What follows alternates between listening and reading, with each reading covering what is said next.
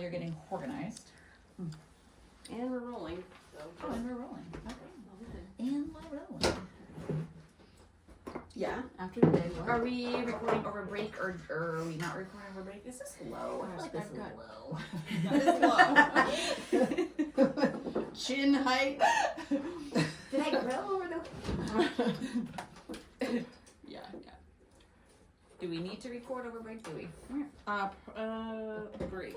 So if That's we can, next week. we need to bang out 3 today, and You said you had 2, Rach? I do. Okay. Yeah. I can do. I'll do next time. If we can do lickety slickety, maybe we can do 4, which I think when's vacation? 2 weeks. No, next week. Oh. No, today will get us through vacation. Okay. But we'll have to do. I didn't know if we the week wanted to after. just because we're free. Yeah, I didn't know if we Look at wanted us, to. we all just- get tall. If we wanted to, so that our boys. Because it's very could early have in the morning. Anything after maybe 10, we shrink. And still go up. We're all sitting up straight today. I don't know how that's possible. Sorry, Just Thank okay. I just got back to me. That's a miracle. Everybody do a little mic checkity check. Chickadee check. Chickaroos. Done? Dun, dun, dun, dun, dun. You getting that all right? Or are you comfortable? I don't know, is this fine? Well, As long I'm as gonna you're start slouching, so I that'll know. be great.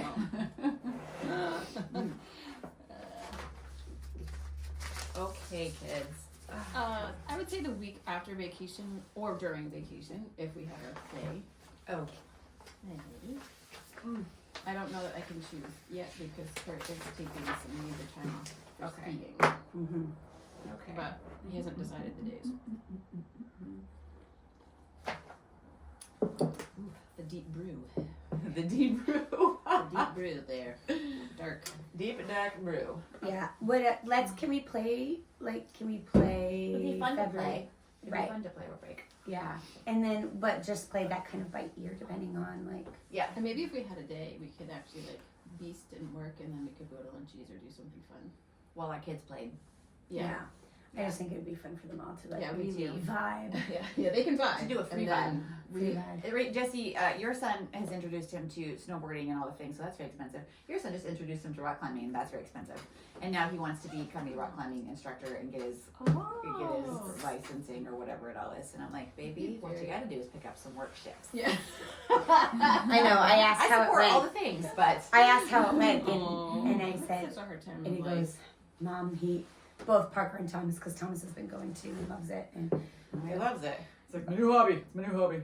let me tell you, it's expensive. It's so expensive. Yeah, it's like $30. Is it? Well, it's $30. Well, no. Just that's the membership, but to get. No, the membership's like $70, isn't it? Yeah, if you get a monthly, Parker has he goes every single The Sunday. gear is expensive. It's expensive once, and then Well, Right, just but if you rent the it's- shoes for $5 and the ropes for $3. That's what he's. Yeah, gonna yeah, do. but no. I'm Parker. It would be worth him investing. No. Rach, we went because we rock climbed. I rock climbed. I rock climbed with Kurt. I rock climbed in college. A carabiner, Crimper. a crimp-on. that's what I'm saying. It's very expensive once, but then when you it's have tripled in price from when we were there. Because so $80 for a carabiner, yes, that's crazy. we went at Black Friday to Does he get have to have his own gear if he's climbing at Volta? no, but it's good. It's just it's an investment thing, Yeah. and if you want to go But for outside, now, right. Yeah. But Parker has been doing Volta for 2 years now, so he loved. But so he now wants to do it do outside. they still have the free climbing wall at Columbia Street? They do, but it's, and I think Not high when enough anymore. no, I actually went to the top of that. Can you believe that? Mm. I climbed to the top of that and then rappelled down. I We know. took our own kids rock climbing will. one time, our youth group kids. I'm like, how did we had no children. We're not certified. And we took them.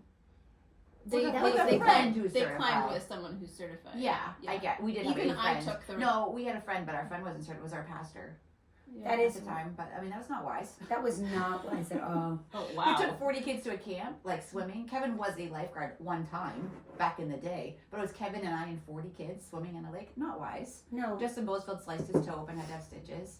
I have much grace for youth leaders because I'm like, Wow. parents were so kind to us. Like, we did dumb things. We had no kids. You don't think. we yeah, had you no don't kids. think that you don't have kids. Yeah. So we're like, this is fun. Let's do it. Okay. And the parents were like, sure. I'm like, okay. That dates us.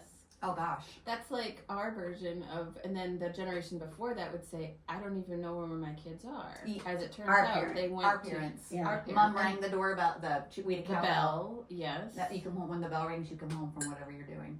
Yep. So funny. Yeah. Wild. Why And now we're like, Hovering. where are our children? They're not safe. They're right there. They're right on the sofa. Oh no. I'm kidding. I'm kidding. I kid. But yeah, because we were doing our big trips, we only got one present for each child, and like with like 100, like Parker got, and it was because it was Black Friday, and Peter booked it to this place. I'm not gonna name them because they don't sponsor us, but and got him 3 locking carabiners, and that was and a thingy where you a belay, a belayer, Mm-hmm. and that was his present. And I was like, how do I make this exciting? It's Yeah. 3. Like How do I make this? he was That's it. excited. He was Yeah. excited, but I'm just Aw. saying. Yeah. I know. Mhm. As they get It's bigger, ex- the presents get But it's smaller, but way nicer. more expensive. yeah. Well, if just for me, I remember going to a sale, and for that amount of money, you could have gotten like 6 or Oh, 7 gosh. or 10. Totally. Yeah. And now it's 3. Like Peter was like, I mean, now so are the. and so Emma are the days. stole. I say in love, Emma stole all Peter's equipment. Yeah. So you Well, know, and Jesse's outgrown his snowboard boots too because he's such a giant. So I'm Oh like, my gosh, he's getting so big. can we find a hobby that's like free, please? Nope. no, No. run. So he's Run. He's run. Yeah, track's coming around the corner. So, Oh. but we need new cleats, new track shoes because the ones he wore last year are way too small. So I'm like, child, you're gonna have to work over vacation a couple days, babe. You just have to. Let's Like- guess. He's gonna be 6'5". Aaron's or 6'5", 6. Clay's 6'7". I'm saying 6'5". I say at Kaden least will be the 6'5". leanest, and Caden's done, I'm pretty sure, and he's probably 5'11". But I think Rancy's gonna I think he's gonna be taller than and Jesse. bigger than all of them. Yep, Wow. I think Rancy will be 6'7", and I think Jesse will be 6'5". maybe. Yep. Either way, that's a lot of humongous humans. Yeah. Do you want to All go right. first? Do you want me to? Remember, I'm not because you have 2. Oh, do you want to go first? Do you want me to? Well, I'm doing a series, so I don't want to start and then, but I'm not finished. Like I'm doing the research. So why don't you do your 2, and then I'll do mine, so that then I can keep going. Okay. That's kind of what I'm thinking. Yeah. Okay. Dun, dun, dun, dun, Okay, dun. come hither. This is a really good place to start Okay. because, and I'm not going to go into any details because I wouldn't even know where to start. But you guys know that the last couple weeks and the last couple months And the last. and the last couple of years, I don't know, Yeah. it's all a blur at this point. But definitely the last couple of weeks Okay. Oh, I hurt my neck. have been a doozy on so many levels, and some of them wicked personal, some of them like swirling around me, friendships, things, opportunities. I don't even know. But also, I don't even know.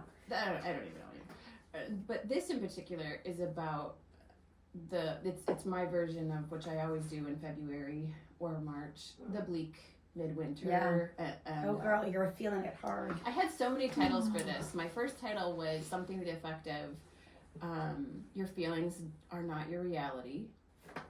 Because what I'm trying to do That's good. all the time is get out of said funk. Yeah. Yep. That I am The stanky funk. the stanky Yeah. funk that I find myself in after all the fun things have passed and after the dark days have lasted for already months. Yeah. And like it says on December 21st that they start getting longer. That is It's a creepy. big It's a giant creepy. pile of poo. Hey, because listen. It's true. It's true, but it's it's creepy. true, but it doesn't feel true. But does it not now to you? A No, little still bit? not. Listen to me. I get up at 5:30 every morning. It is like it's dawn has arrived. But the It used to be nighttime is what I'm black, talking about. But it's late at It is 5 getting- and 5:30. You're right. You're It right. is- but it it's used to be so dark it at 4. creeps. It creeps. It creeps. But And pay attention tonight. Look at the clock, and it has massively creeped. I know. It's like a big hop. It skipped. Did a little. did it wise. So yeah, my first title was "Our Feelings Are Not Our Reality." My second title was "Sad Seasonal Affective Disorder," And then while I was poloing you guys, I was talking about surviving and trying to thrive. Not, because I never just want to survive. I don't love that, and I don't think that's any way to go through life, and I don't think that's, Like you always muster. You always make yourself. I do always muster, but then even the mustering doesn't feel like thriving. So, you know, by definition, it's really not. So it's like, how can I take a step further? And then you then add in like the joy of the Lord and all the things, and it's like what God speaks into us about never, you know, don't wallow and think about the past or think too much about the future. Just kind of be, which is actually hard when you have seasonal affective disorder because your being is like, I don't really want to be awake. So anyway, out of my polo came the word that Amy, I would say, crafted out of my sentence, surviving to thriving, which is surthriving. She's a surthriver. Surthriver. I'm a surthriver. Well, maybe I am, maybe I'm not. I don't know, but so and then out of that came this book, which is, you know. Okay, bring it. Buckle up, Take us to drink your church. coffee, and I don't know about taking a church. Yep. A nice long. Let's do slurps. Some thriving slurps. No, I intentionally swallowed with no cough. It's Oh. you today. I even thought about swallow normal. Swallow normal. And you coughed. Okay. You Where sent one it of to us, me. where one of us rises up, the other Oh. falls. That feels real. That feels real. Feels on brand. Very funny. true, especially when there's three of us. Okay, the Ugh. holidays have long passed. Basketball season just ended for my boys. Literally the next day, the winter blues washed over me, as they do every February, into March, into April, and depending on when spring actually comes, it can go on even longer. This is the time of year I almost affectionately call the bleak midwinter. Almost affectionately. Well, I love Charles Dickens. Hello, darkness, So, my old friend. Yeah. It is the hardest time of the year for me by a lot. I am literally a different person when SAD takes over. SAD is seasonal affective disorder, by the way. A very sad acronym for a very sad state of affairs. Too catchy. No, for all of those of you who battle seasonal affective disorder, this is for you. What is seasonal affective disorder? Amber, I was Channeling. channeling. I was like, trailing? No. Something with the ailing. Channeling. You're ailing, all right. Well, I was trying to break things down, which Yes. you do really, really well. Oh, thanks. And seasonal affective disorder is a type of depression that typically occurs during the fall and winter months when daylight hours are shorter. It's characterized by its recurrent seasonal patterns, with symptoms lasting about 4 to 5 months Ugh. per year. Till summer. So that's almost half the year in Maine. In Which is Maine. what winter is. Yes, winter is 6 months long in Maine. Yeah. I mean, Give or take. Give or take. Give or take. Sometimes summer comes in March, and that's wonderful. Yeah. It's called fake spring. Fake spring. Fing. Fake spring. Doesn't sound good. No. Okay. Sad symptoms may include lethargy, low mood, feeling listless, I like that word. hopeless, worthless. In particular, that's not me saying this. This This is is something smart. This is a definition. I don't remember where I got it from, but it is it's facts. Hypersomnia, the increased Hypersomnia? hypersomnia. Hypersomnia, Also known as hypersomnia. right? An increased urge to sleep. Oh, yeah. Or hibernate. Yes, it's Like real. Hypersomnia. Oh, instead of insomnia, the opposite. Yeah. Yes. Okay. The urge to sleep Yeah. instead of the urge to stay up. Now at the front of the year, I am a little bit weird. Mm-hmm. At the front of winter, fall into winter, I am an insomniac and I'm hyper creative. And I'm sort of I don't want to say manic because that has a lot of negative connotations. It's But all the was good the word parts that- of manic, though. I mean, it's It's the good parts and conquer all the things, do all the things. It's like you're panicking because you know your hypersomnia is about to happen. Like your body almost knows. Yeah. Or it's also that I queue up things all summer because I garden and I live outside, and so all the creative things I kind of queue, and then I just blurt them out for like 3 months until Christmas and all the fun things pass, and then I'm like, it's a sharp nosedive, and then all of a sudden I'm like, all this is true. Changes in appetite or weight, increased carbohydrate cravings. Oh yeah. Yeah, that's real. Difficulty concentrating, 100%. I'm not sure I can ever really concentrate, but if you experience these symptoms, you are not alone. Millions of people worldwide have SAD. I have all of these symptoms right now, all of them, in almost equal measures. If I'm awake, I'm often looking forward to sleeping, even at 10 a.m. And this year has moved to the top for me in regards to low energy feels, feeling listless, hopeless. And while I don't want to claim worthless, I understand that feeling because it's always nipping at the heels of other feelings. When you start to eat ice cream every night in your mid-40s, you start to feel hopeless. I might have downed it. Do you do that? What? Eat ice cream every night? No. I was gonna say.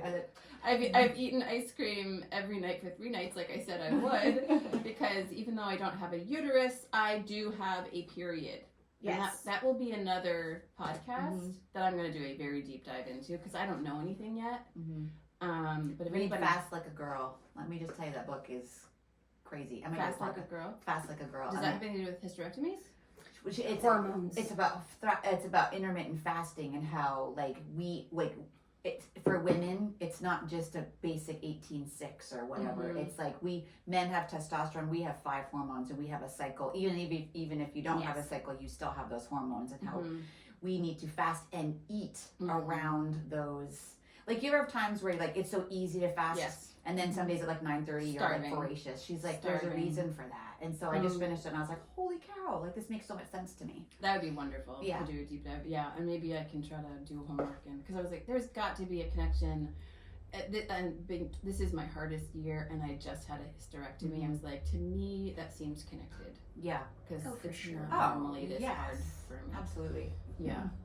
You're rebalancing. It's going to take a couple years for your body to rebalance. A couple years? Well, just, because your body... Oh, shoot. Because now I know.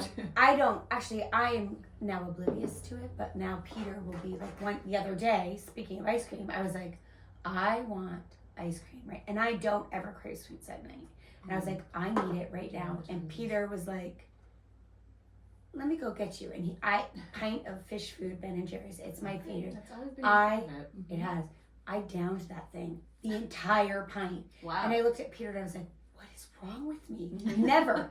I mean, I'm talking 5 years. And he's like, well, you're super stressed because of some stuff that's going on. And he's like, and you're PMSing right now. And I was like, I am. And he's like, oh yeah, you are. Yeah. Our people can still tell. Yeah. Oh gosh. And you haven't had a uterus for 6 years? I think so, around there. Yeah. So, but that was the first,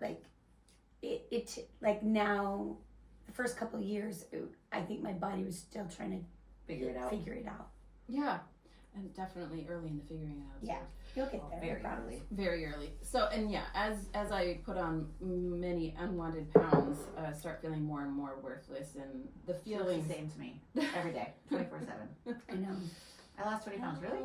I gained 10. Really? That's so You just look like you look since I've ever known you for 25 years. I don't feel like you've ever changed. Wow. Except your hair's gotten long. If I showed you pictures of me before plexus, I was so puffy and chubby and inflammation head to toe. It was definitely a difference. It's just because you love me and you don't see my flaws. Yeah.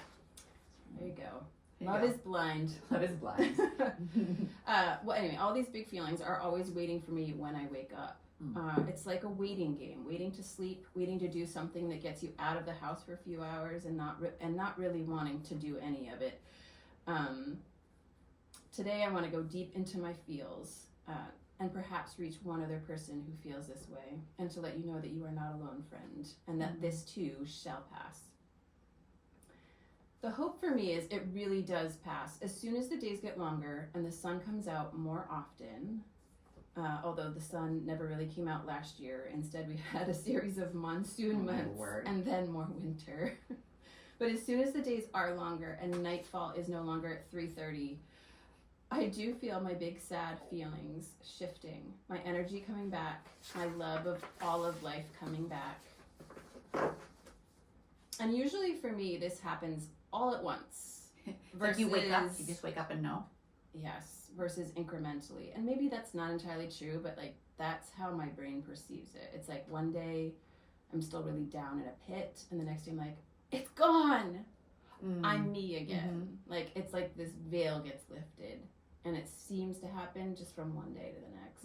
So, but probably not though, because like you said, the days are getting longer, but just not long enough yet for me. Yeah, I'm still sure. really mad.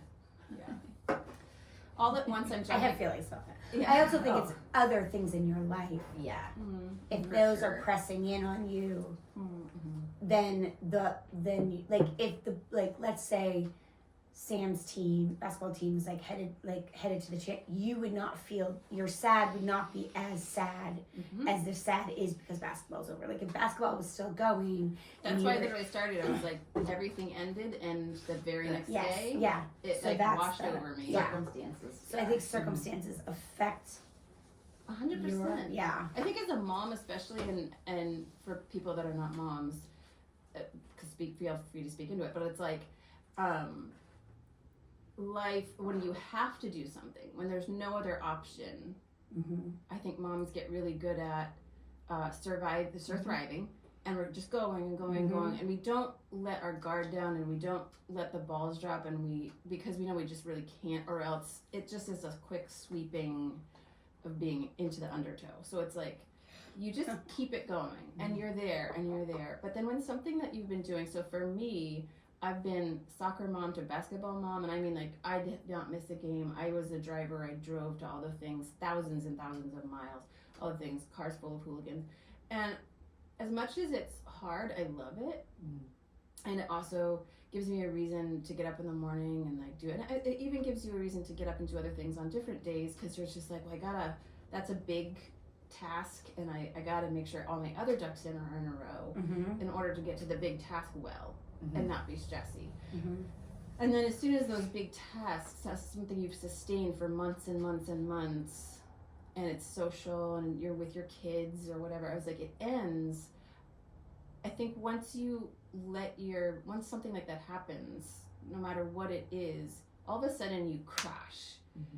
And it can really mimic depression. I think for me, I was like, I can just say, I'm just really tired. Yeah, and I think that I'm really tired. I am exhausted. I am crispy. Those last couple games were a slog, like driving them and then being present or whatever. It's like there were and live streaming. You live streamed as just well. just one. But like, yeah, I was like, it's like you're on, off, and then wow, all of a sudden the rug gets pulled out, and you're like, oh my gosh, I didn't realize how much that was. You're running on fumes, and so that when the gas tank is finally empty, or you're allowed to turn off the car, it's like you're really tired. Yeah, I know. My time is coming. I feel it coming. It's coming. Yeah. Oh, right, because you've had to still keep it. I'm still every weekend for months. Amber and Pete have had to book hotels and be far, far away with their son. Not every weekend, but a couple weekends. Almost every, right? Every other. For Well, months. every Saturday, every Wednesday, and every Saturday, we're in Wrestling World. So and then if the meet is super far away, like close to New Hampshire, or it's a really, really important meet, and if he has to get up before 5 o'clock in the morning to make the bus to get to the place, we just book a hotel, because he just doesn't sleep well, because he's so afraid he's gonna miss the bus. So he wakes him and every 2 hours, and then he wrestles poorly, and we only have one shot. So it's one of the, like, if he was a freshman, we'd be like, sucks to be you, buddy. Get up at 4. But he's a senior. This is his one shot to do this. Yeah. I mean, you guys are all in this year. All in. But I'm just saying, I feel that deeply. Like Peter and I, yesterday when we were was it yesterday? No, Right. Saturday night. We Can you turn that thing off? I am dying. I am so oh hot. yeah. You got to scoosh it down. Sorry. You keep talking, I'll switch. Okay. And so, like, for me, what happens is we were, like, driving home and it was 10 o'clock at night or something. And I looked at Peter and I said, we're gonna literally hibernate for 3 days. He's like, yep, all of us. Hi. No, I guess I can't. I'm scooshing it. It's like this weird. Yeah. Yeah. Oh, okay. There you go. Okay. You had to. Yeah, sorry. I had to. Sorry about that. So anyway, I feel that deeply. Yeah. I'm still on the train that can't Yeah. stop. Yep. Yeah. So like So you're doing what she's saying. I'm doing You're what she's not saying. letting yourself. So I know Mhm. Yeah. emotionally, and it's a senior year, and it will be over. Like so, like Peter and I, Yeah. my anxiety level. I will be completely honest. Like driving to this tournament where it was his regionals, and if he didn't place in the top 4, it was over. Mhm. I started crying in the car. Yeah. Driving from the hotel to the arena, just thinking, and I was like, I could feel my body being like, shut it off, Mhm. shut it off, or you're not going to make it through this day. Yeah. I truly believe I lose about 4 pounds in just sweat and anxiety. That does not happen to me. And then, oh, don't worry, I don't eat it all the whole day. And then afterwards, I go to the Lazy Hound, not sponsored, and wolf, and then I'm like, oh, there it's back. But like it's major yo-yoing. But like At least it's not adding to. At least you lose and then you feel I don't know it's if just that's like true. Yeah. So anyway, I do resonate. And I think a lot of moms resonate with that. Like, Mm-hmm. The morning is there too. So a year ago, the other day last Monday, I guess it was, I had Izzy and Jesse in the car with me going down to the last game. Oh, yeah. in your memories, Yeah. you see it in your memories. I just remember they were all listening to music, just the 3 of them, and it was so sweet. And like they're these old friends, and I didn't know yet that was gonna be completely over. I knew Izzy would be gone, but I didn't know like that this very sweetness that was A year. My whole heart space felt so full there and like complete and not lacking anything, and my son was happy and everybody's just, but it was also sad because it was the last ride with a senior girl, it's like with and I was like, and this year was not that at all, but and it was hard in different ways, and it's like, but my body and my mind remember those little snippets, and it makes it extra hard. yeah, for sure. We've been missing Izzy this year. To all This time. yeah, and it, like you, all of a sudden your brain is saying, why do I feel extra tired or extra sad or extra like? It's fascinating, and I think it all contributes. I think it all contributes. Yeah, that's called body trauma, and it's a real thing. And I was struggling the other week, and like I was a mess, and it was early February, and like so bad. And I finally was like, Peter, what is going on? Like maybe I need to go back and get a new therapist. Like I was really, really having some sad symptoms, and I don't struggle with it as much as you, but mine comes in waves. Like sometimes, like, and outside does not help if I am struggling. And I started talking to a friend, and she reminded me that the year previous, a year ago, is where my work situation became incredibly toxic. And it was almost like The body keeps the score. the body keeps the score for real. And I was like, but for me, what was super helpful is when you, like what you're doing today, when you speak it out and you say, oh, this is what's happening. So when I started talking to one of my friends who was with me in the trenches there, and they said the same thing, I ran instantly up to Peter's office, and he was in between meetings, and I was like, babe, last year, such and such and such and such and such. And he goes, oh, there it is. Because it was so out of character. It was so not my normal. And everything was going on with Izzy, and that last February was really, really hard for our family. And I had moved on, and like my body felt all the feelings of what the outside was like, and it was like, you are traumatized. And it was like all of a sudden, but it does help to like recognize, and I know you hate deep diving, but deep diving into I'm actually learning to love deep diving. Good. I'm Good. I think that finally in my mid 40s God's teaching me how to do it. He's teaching me how to reflect. He's teaching me how to sit still. He's teaching me how to like really look at something more honestly versus my Miss Piggy feisty, like just I'm gonna sugarcoat this for my own brain to survive this. I'm trying to be like, all right, I receive that. I think there's elements of truth to this, and this is why all the things. But also, I think too, that's good. But also, like some of the things you were talking about, or even that you texted me, were not truth. Lies. And so like I was just listening to a training the other day, and it was like, things like hard things like that. It's like you notice the thought, but you don't come into agreement or identity with it. Yeah. So oh man, I'm feeling this way, and this is why, and it makes sense why I feel this way, but I know it's not truth. Yes. Right. And that's why the title of this could have been "My Feelings Do Not Equal My Reality." Right. Which is a lot of winter feels. Yes. Yeah. And I do think you're absolutely right. And if you don't name it though, that's, God says, and you're really good at remembering this thing, like he speaks things into, like when he created the world, he said, let there be light. God spoke things into it. And so I think a lot of times we don't understand the power of speaking out loud. Oh, yeah. Speaking out loud. Not journaling is great.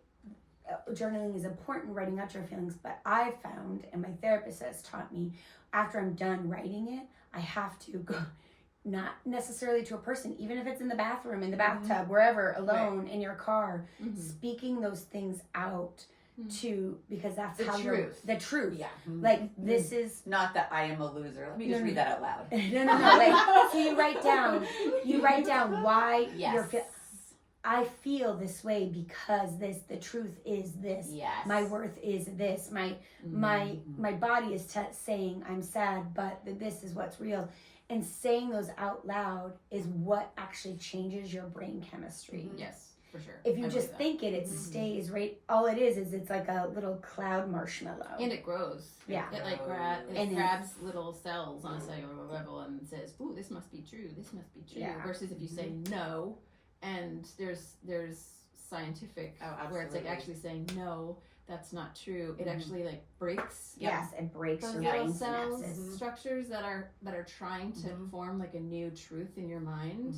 But actually saying that is not You're true. literally that is retraining not your brain. true. Yes. It's poofing them. It's so cool. And it's also interesting because it works relationally too, because Peter and I were talking about that. Like if you have conflict with someone, we have so many conversations with them in our head, and those conversations in our head, we're 16. Are not very nice. Well, or they're you answer the questions for the person instead of, and so like I don't give them that luxury in my head. but you've started this whole narrative, and it's going and going, and it's like Peter's like, we're 6 miles down the road, and we haven't even. It's not even real. It's all in your brain. And I was like, oh gosh, I do that. And so I have whole relationships with people that are very unhealthy just because of a narrative. Right. And so learning to stop and giving that person the right to actually have that face-to-face conversation where you, again, it's all going to... the story I'm telling myself is this. But it's... Well, in the book, one of my devotion books, it's not really devotional, but it's the book Hard is Not the Same as Bad.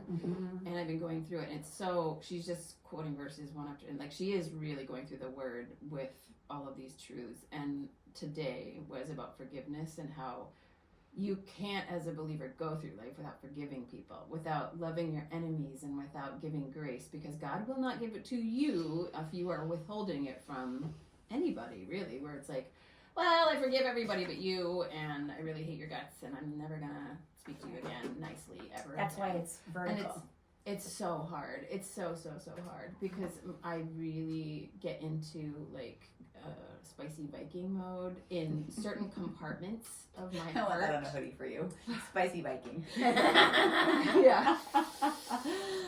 But it's really that the forgiveness, like just what she was saying, really went to my heart, and I was like, for sure there are. It's not so much. It's like I forgive them, but I still don't like them, and so if anything recurs, I go right back to the first or second or third or 50 offenses, and I'm like, See? these are all the reasons why I'm not going to talk to you, and I'm going to give you the cold shoulder, and I don't forgive you in this moment, but I will later when I'm by myself. Sort of, you know. I sort of play this game, and God's basically just like, that's not how this works. Like, when I forgive you, I wipe it clean. Like, you go from being a stain to being white, and it's not a little bit of this, and you know, the stain is still there, but it's like, and so but it is a real struggle, and I think that even contributes to, like, I'll notice that in the winter months when I have more time to cycle about my relationships, they're teetering. Some of them will teeter a lot more, so because I'm just, everything feels like a slog. Yes. So life feels like a slog, energy feels like a slog, relationships feel like a slog. And I'm much more likely to, and since I was like, I'm not gonna let my hysterectomy be the reason why or an excuse for why I behave a certain way, but I was like, something did change, and I've been asking other women about it, like, did you lose your filter? And they're like, yes. Like, I don't want to become a grumpy old lady. I want to be a warm, cozy, kind, sweet old lady. As I get older and older, I think that's gonna have to be a major conscious choice, because I think that as our bodies literally start to fall apart, we have body parts taken out, that our hormones change and stuff happens, and all of a sudden you could become pretty grumpy, and if you give in to the grumpiness and just let it wash over you and be like, well, I'm old and I'm coming through and watch out. That's easy. That's a really easy, and there might be reasons why, but I was like, I don't want to be that. I don't. Well, and we're called to something bigger. Yes, right. But I could see the struggle. And I know some pretty grumpy old Christian ladies who love the Lord, but don't really like anybody else. And I was like, I don't want to be that. Right. I don't want to be that. So, but anyway, back on track. Where was I? Oh, okay. So the sun has come out and it's springtime. All at once, I am jumping out of bed in the morning, sort of. I'm not a morning person, but I will at least wake up with less disappointment. I feel happy to be awake. I feel happy that I have a day out in front of me. I feel happy to be physically able to do the many things God has called me to do. I feel excited to have a nice long day out in front of me, spent in my gardens or with my boys or on a date with my hubby or just doing the millions of mundane tasks in life with joy and thankfulness in my heart. But that's the problem with sad. And isn't it so fitting that it spells that? Instead of waking up with a heart full of joyful expectation, I will often in the winter wake up wondering how I'm going to make it through another day, trying to muster through all the things that need doing. And I made a list. This was while I was writing this just the other day, of all the words that could sum up how I felt. Fatigued, lethargic, don't care, numb, foggy, depressed but for no reason, staring. I know what I should do, but I just can't do it. Everything feels hard and like a slog. The thing is, I was just reading about all the things that we're supposed to do when we're experiencing sad. And it's basically a list of all the things we don't want to do. Hang out with people. Stick to a schedule. Get extra exercise. And they put the word extra in there. I'm like, how about let's just shoot for get exercise? Yeah. Get regular sleep. This has to be said because often we get on weird sleepless night schedules and it's a slippery slope to getting irregular sleep. Get maximum light exposure. This one is hilarious because we live in Maine where there's a minimal light exposure for months and months.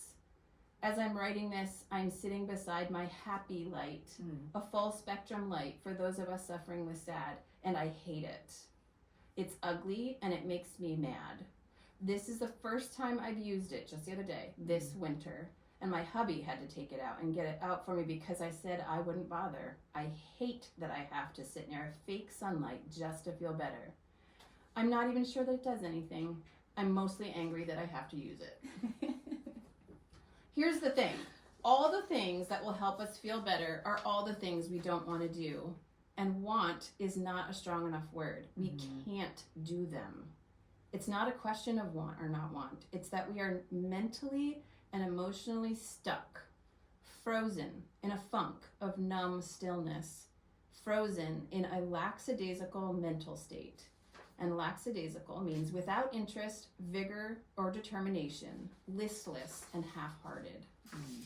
I know all the things, but I'm frozen. And so I beast out and muster all the things to maintain the status quo, and because I really do love life, but it's a friggin' slog. I find myself making a mental list of survival activities, quote unquote, such as knitting multiple projects, learning new creative skills when I already have a long list of things I need to finish working on, seeking out things to do with my boys or my friends that get me out of the house, even for a few hours.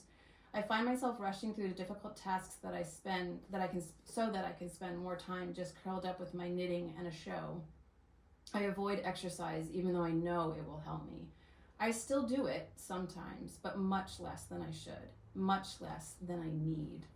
What I want is to move from sleep to cozy food to knitting in my chair to sleep, and then that on repeat for all the days until the sun comes back. Do you find that before you had kids, like back on our forced activities, did you struggle with sad? Yes. And then, but did you find it was easier in a way because you could do those things? And I remember we watched movies at like 2 PM together because we could.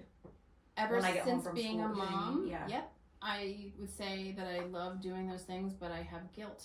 Yes, Attached that's to what's them. changed, I think, maybe for us too. Yeah, it's a feeling that I'm not doing Yeah. the right thing or enough, or that I should be trying to make money, or that I should be trying to produce something for someone else rather than like sit and spend 8 hours making myself a sweater or knitting Or painting. You had your painting set up in your... Yeah. Well, yes. I mean, but ever since I had children, so almost 2 decades ago, it was more guilt-free, just like surthriving. Yeah. Like I gotta make supper in time for when he gets home, but other than that, the day is kind of... free. And I love those days. I still love those days. Mhm. Like, that's my ideal day. And it is trickier with kids. And like this morning, I'm like, okay, this, podcasting, well, I have to be at a meeting at school at 3. The boys need these clothes, so I have to quickly throw some clothes in. I need to have devotions to get in the right headspace for this, and I prioritize that even before I start a little laundry, which for me is very hard. I just always want to wake up and throw laundry in but God's like, just sit for, it's not going to hurt you to sit for 20 minutes and flip that. Yeah. Like, me first, then you can start. And I'm not saying that's wrong or whatever. For me, for my heart, if I start laundry, there's a very good chance that I won't. Right. That And I'll you'll get, go to clean the toilets, and then you'll go to the... Yeah. I'll start baking and I'll forget about devotion. So for me, it's almost like if I don't do it first, the chance of me doing it at all for the rest of the day is very, very minimal. Same. Yeah. Very, very minimal. So, because it's hard for me to sit still. Although I'm learning to love spending that time with the Lord. I'm learning to love it. I don't love sitting still, but I'm learning. And I when I sit still and knit, I'm like, I'm making something. So it feels like validated, and I'm always watching a show too, and my brain is like, and I'm texting people, and I'm multitasking. But to sit still and have devotions, and then like my little Bible app that I love, but it's always like, no, just breathe in and spend time with God. I'm like, okay, what else do I gotta do? You know, like, that was a nice split second. Yeah. It's really hard for me to be like, okay, breathe for how long? Just breathe. And I'm looking around the house, and that's funny. Yeah, so that doesn't work great for me. But I'm learning. That's why I do it when it's still dark. No lights around except for a little light by my head. I can't see anything. I can't see how the boys left the living room, like when they went to bed after me. I can't see, you know what I mean? Because she gets up at dark 100. Yeah. Well, it's just, I intentionally keep lights off for that reason, so that I'm not distracted. I just have my Bible and my coffee and a light, just a little one, you know? Yeah. Because I get distracted big time. Yes. Yeah. Well, there's a lot that he's doing. Let's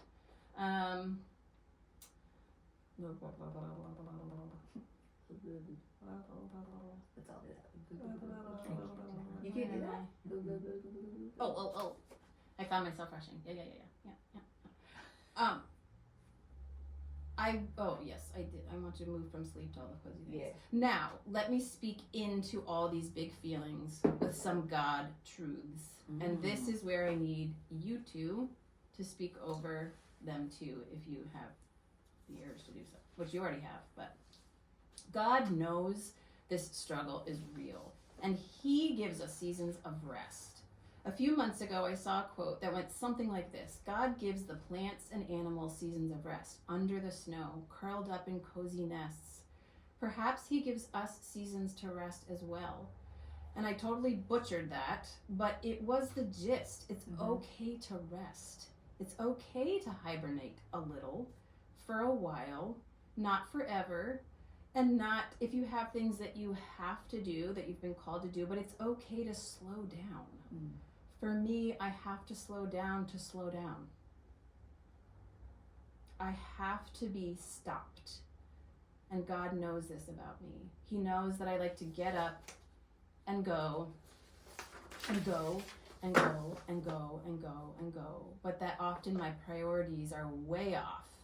And I can see that way more clearly in the season of feeling unable to do much, of feeling completely incapacitated mentally and emotionally.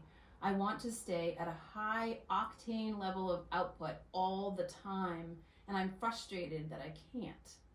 This season literally strips those feelings from me, head to toe, and I become a different person, less up for things, less interested in everything, less able to cope with even small challenges, and yet God is faithful.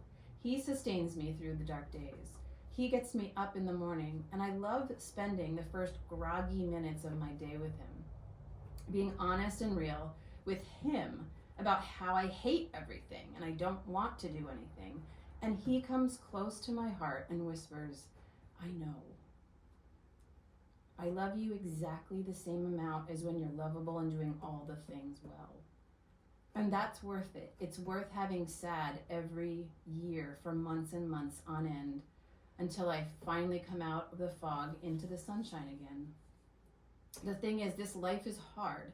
Every time you think you've figured it out and you're in a good place, things change all around you, or you change, and suddenly you can't handle all the things that you were so good at handling before. And it's all okay. God doesn't ask us to keep going up, up, up, up, up until we crash and burn. He asks us to keep on keeping on. To trust in Him when we feel our strength is failing. To run to Him when we have nothing left to hope for. To lean on Him when we feel unable to cope. Too tired to go on. Too overwhelmed to get up out of our safe spots and head back into the fray of daily living. My challenge to myself and to anyone struggling with sad alongside me is to keep mustering. Muster, by definition, means to gather. To gather up a feeling of courage or energy, to try hard to find the quality in yourself because you need it in order to do something. That was in the definition of muster. That's so good. I would add to run to God for His strength and courage because you need Him. But it literally means like to gather the troops. It would also mean to gather their courage, to go on and like towards the danger, towards the battle, to the next thing, even though they're tired. It would be like the muster the troops, call them out, wake them up, get them organized, form a square, as the English officers used to shout at their soldiers. And they fought in squares for a really long time until they realized that everyone was hiding in the woods and that they were all getting shot from the woods. They were like, maybe this whole square thing in the middle of an open field isn't working out very well. But still, they That's a gentleman fight, though. Yeah. Until us rebels were like behind the trees. We're like, wait a minute, if we hide in the woods and we dress like the woods, we live longer. That's weird. That's cheating, guys. That's cheating. But mustering is literally to be brave and courageous. The original meaning was to gather up troops for battle and summon the courage to move forward towards danger. And that seems so good. fitting on many fronts. We need to keep gathering together, gathering our courage, gathering our energy, even what little we might have of it in this season. The end. That's so good. That's so good, Rach. Did you guys have anything that you want to speak? You kind of did. Yeah, I did. did it all Yeah. throughout. Yeah. Yeah, So no, good. muster is a great word. Okay, we'll just end it then. So good. The end. Do you want me to shut your phone off Yeah, that'd be great. and turn the heater back on? Sure, if you need I'm just to. kidding. I was getting cooked. I can get a blanket. Oh,